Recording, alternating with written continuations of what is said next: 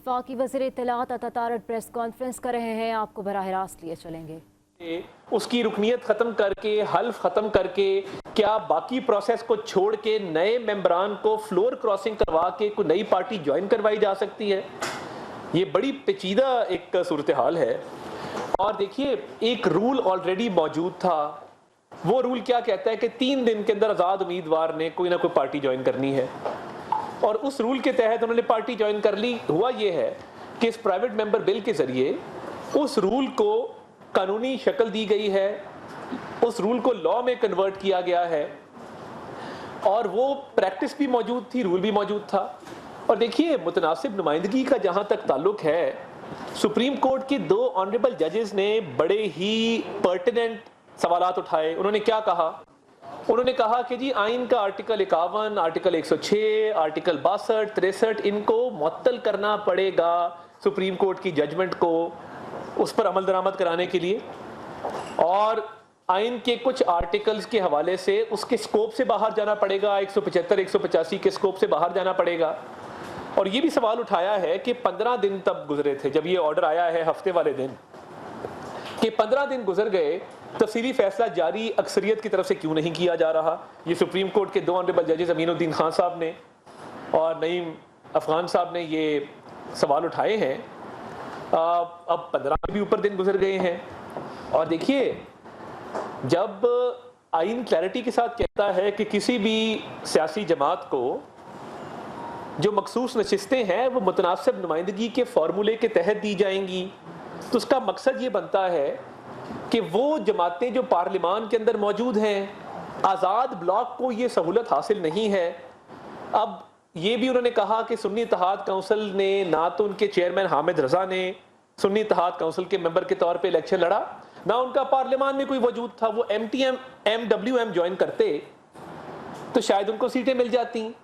अब पार्टी के इलेक्शन आप ना कराएं और फिर क्या सजा भी ना दी जाए। एक ऐसी पार्टी आप ज्वाइन करें जिसका वजूद नहीं है पार्लियामान में, और कहें मुतनासिब नुमाइंदगी के फार्मूले के तहत हमें सीटें भी दी जाएं। तो ये किस तरह का इंसाफ है और ये किस तरह की बात है कि मुतनासिब नुमाइंदगी के लिए ज़रूरी है कि हर सियासी जमात उम्मीदवारों की, जो मखसूस नशिस्तों के उम्मीदवार होते हैं, उनकी फहरिस्तें आवेज़ा करती हैं एक शेड्यूल के मुताबिक। उस शेड्यूल को भी सुप्रीम कोर्ट के फैसले ने ख़त्म नहीं किया। अगर हमने 15 ख़वातीन की लिस्ट दी है, 10 माइनॉरिटी मेंबर्स की लिस्ट दी है, वो इलेक्शन डेट से पहले लगनी होती है शेड्यूल के मुताबिक, ताकि वोटर को हम मुतला कर सकें कि ये हमने चॉइस की है और ये वोटर के ऊपर है कि वो उस चॉइस के मुताबिक हमें वोट देता है जनरल इलेक्शन में या नहीं देता। तो वक्त का धारा पीछे मोड़ा गया कानूनी माहिरीन के मुताबिक, बिन मांगे रिलीफ दिया गया कानूनी माहिरीन के मुताबिक, और ऐसे फरीक को रिलीफ दिया गया जो रिलीफ मांगने आया ही नहीं था। ये इसी तरह है कि नादरा में आप जाएं और आप कहें कि जी मेरे खाना वल्दियत में मोहम्मद इस्माइल लिखा हुआ है, तो वो कहें नहीं, आपके खाना वल्दियत में जो है वो अहमद शफीक होना चाहिए था। अब खाना वल्दियत तो मतलब इस तरह तब्दील हो सकता है बगैर चाहे बगैर कहे, ये तो समझ से बाहर है। तो देखिए, पार्लियामान एक बालादस्त इदारा है, पार्लियामान के पास कानून साजी की का इख्तियार हासिल है, और पार्लियामान ने एक रूल को लॉ के अंदर कन्वर्ट किया, एक प्रैक्टिस को कंसोलिडेट किया, मजीद उसको दवाम बख्शा, तकवीत बख्शी। तो मैं ये समझता हूँ कि ये कानूनी तौर पे जो सुकम पैदा हुए, कानूनी तौर पे जो मसाइल पैदा हुए, इनका हल बहुत ज़रूरी है। और हम समझते हैं कि कानूनी मामलात में बिल्कुल जो है वो इंसाफ ना सिर्फ होना चाहिए, होता नज़र भी आना चाहिए। तो ये कुछ चीज़ें थी जो पार्लियामान की कानून साजी और सुप्रीम कोर्ट के 2 ऑनरेबल जजेस के फैसले के हवाले से मैं जिस पे बात करना चाहता था। और मैं अब ज़रा थोड़ा सा मैं समझता हूँ कि बांग्लादेश के ऊपर भी बात हो जाए। और हम ये बिल्कुल समझते हैं कि जो पाकिस्तानी हुकूमत है, पाकिस्तानी अवाम है, हम इसकी अवाम के साथ खड़े हैं। पाकिस्तानी हुकूमत और पाकिस्तानी अवाम बांग्लादेश के अवाम के साथ खड़े हैं, और हम इसको सराहते हैं कि बांग्लादेश के लोगों ने जो एक रेजिलियंस दिखाई है, एक अज़म दिखाया है, हौसला किया है, एक हिम्मत दिखाई है, और उन्होंने وہ باہر نکلے ہیں، یہ بالکل ایک سراہنے والی بات ہے. ہمارے ملک میں بانی چیئرمین پی ٹی آئی نے شیخ مجیب کو ایک ہیرو کے طور پہ پورٹرے کیا. کیا کہا؟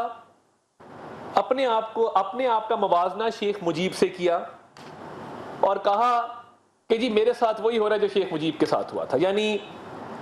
یعنی ان کے جو فریڈم فائٹرز جن کو وہ کہتے تھے، اور ہم سمجھتے تھے کہ قطر میں انہوں نے ایک اچھا کردار ادا نہیں کیا جن لوگوں نے، ان کے معاملے کے اوپر یہ سارا معاملہ شروع ہوا نا. تو جیل سے باہر شیخ مجیب ان کے لیڈروں نے آ کے ٹی وی پہ بات کی اور کہا جی ہمارا لیڈر شیخ مجیب کی طرح ہے. اب انہوں نے ہمیشہ، وہ مناسب نہیں ہے محاورہ کہنا، مگر چلیں اس کو کسی اور شکل میں کہہ دیتے ہیں، یو ٹرن نہ لے تو وہ بانی چیئرمین پی ٹی آئی کہلوا ہی نہیں سکتا اپنے آپ کو. ہر بات پہ یو ٹرن، مجھے فوج نے نکالا، مجھے امریکہ نے نکالا، اب فوج میری امریکہ کے خلاف مدد کرے، امریکہ میری فوج کے خلاف مدد کرے. یعنی کوئی بندہ چکرا نہیں جاتا کسی بیانیے سے کہ یار آپ کا بیانیہ ہے کیا، آپ کا کوئی دین ایمان بھی ہے کہ نہیں ہے. اب جب شیخ مجیب کے مجسمے وہاں پہ گرائے گئے ہیں، شیخ مجیب کی بڑی بڑی تصاویر کے اوپر جب پینٹ پھینکا گیا ہے، تو اب وہ کہتے ہیں کہ جی یہ دیکھیں عوام نے کیا کیا. اور کل بیرسٹر گوہر صاحب بات کر رہے تھے کہ شہباز شریف صاحب کچھ سیکھیں حسینہ واجد سے. بھائی صاحب، آپ کی جماعت نے اس ملک میں بیانیہ بنایا شیخ مجیب کا، پورے ٹویٹر کی ویڈیوز. مجھے بتا دیں شیخ کو ہیرو ڈکلیئر کرنے کی ویڈیو کیا تحریک انصاف کے سوشل میڈیا کے آفیشیل اکاؤنٹ سے نہیں لگی؟ کیا عمران خان کا موازنہ شیخ مجیب سے نہیں کیا گیا؟ ہاں، ایک تحریک انصاف کی حکومت میں اور حسینہ واجد کی حکومت میں کچھ چیزیں کامن ہیں. ادھر بھی وہ بیرونی مدد مانگ رہے تھے، یہ بھی بیرونی مدد مانگتے رہے ہیں. انہوں نے بھی اپنے ملک میں ایک ایسی کرپشن کی جو 1 ملین پاؤنڈ اور توشہ خانہ سے بالکل اس کی بڑی مماثلت ہے. تو اب جب آپ شیخ مجیب کو ہیرو مانتے تھے، ایک سٹیچو گرنے سے آپ نے اپنا ایمان بدل لیا. اب کھڑے ہو نہ کہیں، لگائیں پوسٹیں، بنائیں ویڈیوز کہ جی ہم شیخ مجیب اور ہم شیخ مجیب کے ساتھ ہیں. آج آپ کہہ رہے ہیں جی عوام نے کمال کر دیا. تو یہ وہ رجیم تھی جس نے وہاں پہ تقسیم پیدا کی تھی، اور آپ بھی تقسیم پیدا کرنے کے قائل ہیں. آپ بھی سمجھتے ہیں کہ تقسیم سے فائدہ ہوتا ہے سیاسی طور پہ. تو یو ٹرن کا بادشاہ، یو ٹرن کا کنگ، کال و فیل کے تضاد میں اگر پی ایچ ڈی کی ڈگری ہو تو وہ بانی چیئرمین پی ٹی آئی کو اعزازی طور پہ تمام جامعات کو دے دینی چاہیے. تمام یونیورسٹیز کہیں کہ جی کال و فیل کا تضاد، یہ master of contradictions, master of deception and contradictions. عمل کچھ ہے، کان میں گئے گا اسلامی کارڈ پلے کرتے ہیں. آج اسلامی کارڈ، میں امر بالمعروف ہوں، آپ نہیں عن المنکر ہیں. اور مجھے سمجھ نہیں آتی کہ جب یہ باتیں کرتے ہیں اور مذہب سے اپنے آپ کو لنک کرتے ہیں، کوئی کہہ رہا ہے اللہ معاف کرے، اللہ معاف کرے، دور حاضر کا پیغمبر ساتھ کھڑے ہوئے کہہ رہے ہیں. کوئی کنڈمنیشن نہیں ہے اس بات کی.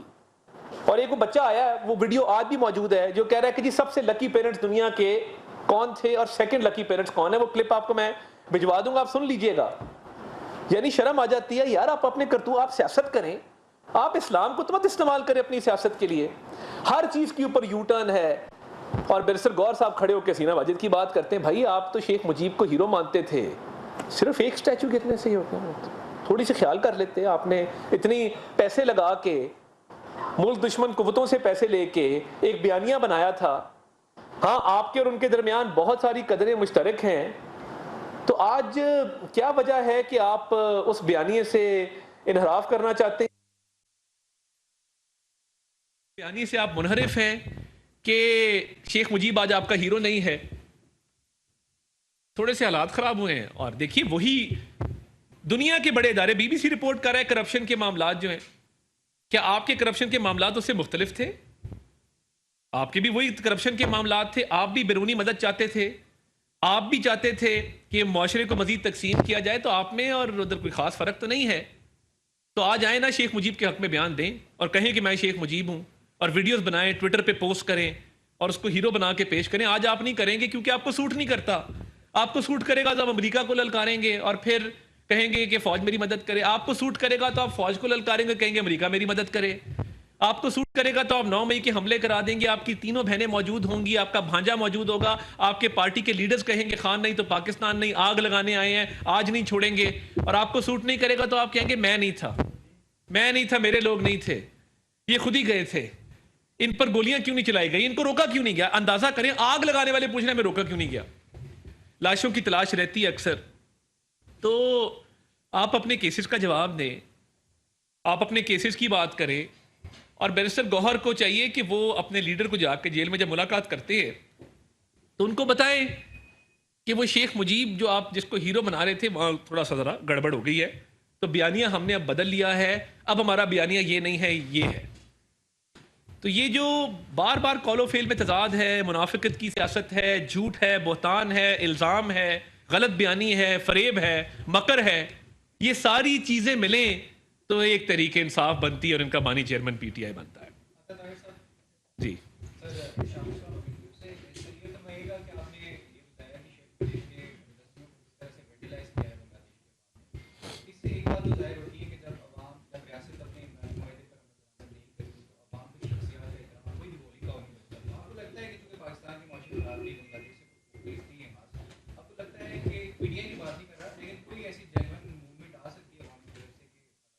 دیکھیے، ایک تو اکنامکلی ادھر حالات میں کوئی خرابی مجھے تو نظر نہیں آئی ہے. اکانومی کا ایشو نہیں تھا، معاشی حالات کا ایشو نہیں تھا، ایشو تقسیم کا تھا، کرپشن کا تھا، اور جو ایک کوٹا سسٹم وہاں پہ تھا اس کا تھا. تو دیکھیں بات یہ ہے کہ جب آپ تقسیم کرتے ہیں سوسائٹی کو یا کرپشن کی بنیاد پہ ایک سسٹم ہوتا ہے تو آبویسلی ہم تو آج حکومت یہ کہہ رہی ہے کہ ہم ان کی عوام کے ساتھ اور ان کے ساتھ ان کے لوگوں کے ساتھ کھڑے ہیں. حکومت بھی کھڑی ہے، عوام بھی کھڑے ہیں، اور ہم سمجھتے ہیں کہ حالات جو ہیں وہاں پہ نارملسی کی طرف ریٹرن کریں، وہاں پہ حالات نارمل ہوں اور وہ پیچیدگیوں سے نکلیں باہر اور ترقی کریں. بالکل. اور دیکھیے بیرونی مدد ان کو حاصل تھی، آپ کو پتہ ہے، اور بیرونی مدد وہیں سے حاصل تھی جس نے آج کشمیر میں مظالم ڈھائے ہوئے ہیں. اب کوئی ہڈن چیز نہیں ہے. جب مجیب والا بیانیہ بنایا جا رہا تھا، کیا کسی نے خان صاحب کو نہیں بتایا کہ اس کی بیٹی جو ہے وہ کہاں سے بیرونی مدد مانگ رہی ہے؟ مسئلہ صرف یہ ہے کہ چھوٹے چھوٹے سیاسی مفادات کی خاطر اتنی بڑی چھلانگیں لگائی جاتی ہیں کہ بعد میں قیمت اس کی چکانی پڑتی ہے. تو پہلے سوچ لیا کریں، 9 مئی کے حملے کرنے سے، فوج پہ بہتان کرنے سے پہلے، کبھی انٹرنیشنل ریلیشن خراب کرنے سے پہلے، میں ڈنکے کی چوٹ پہ کہتا ہوں اور مرتے دم تک یہ کہتا رہوں گا، کوئی سیاسی جماعت، کوئی سیاسی لیڈر پاکستان سے بڑا نہیں ہے. میں ایک سیاسی کارکن ہوں، ایک سیاسی جماعت کا رکن ہوں، میری بھی لیڈرشپ ہے، مگر یہ میرا ایمان کا حصہ ہے کہ پاکستان ہے تو ہم ہیں. میں کبھی یہ نہیں کہوں گا کہ فلاں نہیں تو پاکستان نہیں. میں کیوں کہوں؟ یہ ایسے لوگ انہوں نے کر دیے پیدا جو سمجھتے ہیں کہ یہ نہ رہیں تو خدا نہ پاکستان کا وجود بھی نہ رہے، میں نہ رہا تو 4 ٹکڑے ہو جائیں گے. بھئی آپ رہ جاتے تو خدا نہ خواستہ یہ کام ہو جاتا. جماعت اسلامی کے بارے میں جو دس رہا ہے، جی رات بھی آپ کی میٹنگ ہوئی ہے، ان کے پہلے بھی بیچ میں گیپ آ گیا اور اب انہوں نے دھرنا کراچی بھی شروع کر دیا، لاہور کی کام دے رہے ہیں، پشاور کی دے رہے ہیں. رات کوئی بریک تھرو نہیں ہو سکا آپ کا؟ دیکھیے، کل ہمارے جماعت اسلامی کے ساتھ بہت خوش اسلوبی سے معاملات آگے بڑھے، اور میں سمجھتا ہوں کہ باقی تمام نشستوں سے کل کی نشست ذرا تھوڑی مختلف اس لیے تھی کہ کافی پیش رفت ہوئی ہے. ہم نے ان کو کچھ نکات آج بھجوائے ہیں اور اس پہ آج مزید مشاورت ہوگی. تو آج کوشش ہے کہ آج مشاورت کو کوئی حتمی شکل دی جائے. تو وہ بھی عوامی ایشو پہ نکلے ہیں، ہمارا بھی یہی مطالبہ ہے. دیکھیں ہماری بھی یہی ایجنڈا ہے، ان کا مطالبہ ہے، ہمارا ایجنڈا ہے کہ بجلی کے بل کم ہونے چاہیے، آئی پی پی کا ریویو ہونا چاہیے. آلریڈی اس پہ کام ہو رہا ہے. 50 ارب روپے کی جو سبسڈی دی گئی ہے 200 یونٹ والے صارف کو، وہ اسی لیے دی گئی ہے ڈیولپمنٹ بجٹ کاٹ کے کہ بجلی کے بل جولائی کے، اگست کے، ان 3 مہینوں کے وہ کم آئے. تو امید ہے کہ اچھی پیش رفت ہوگی اور یہ معاملات خوش اسلوبی سے جو ہیں وہ حل ہوں گے. وفاقی وزیر اطلاعات و نشریات عطا تارڑ پریس کانفرنس کر رہے تھے. انہوں نے کہا کہ الیکشن ایکٹ کا بل قومی اسمبلی اور سینٹ سے کثرت رائے سے منظور ہوا ہے. مزید کہا کہ فلور کراسنگ کے حوالے سے آئین و قانون واضح ہے. 15 دن گزر گئے لیکن اب تک مخصوص نشستوں کے حوالے سے تفصیلی فیصلہ جاری نہیں ہوا. مزید کہا کہ رول موجود تھا کہ امیدوار نے 3 دن کے اندر پارٹی میں شمولیت کرنی ہے. کیا رکن اسمبلی کے حلف کو چھوڑ کر نئی پارٹی جوائن کرائی جا سکتی ہے؟ انصاف صرف ہونا نہیں چاہیے بلکہ ہوتا ہوا نظر بھی آنا چاہیے. بنگلہ دیش کے حوالے سے انہوں نے کہا کہ ہم بنگلہ دیش کے عوام کے ساتھ کھڑے ہیں.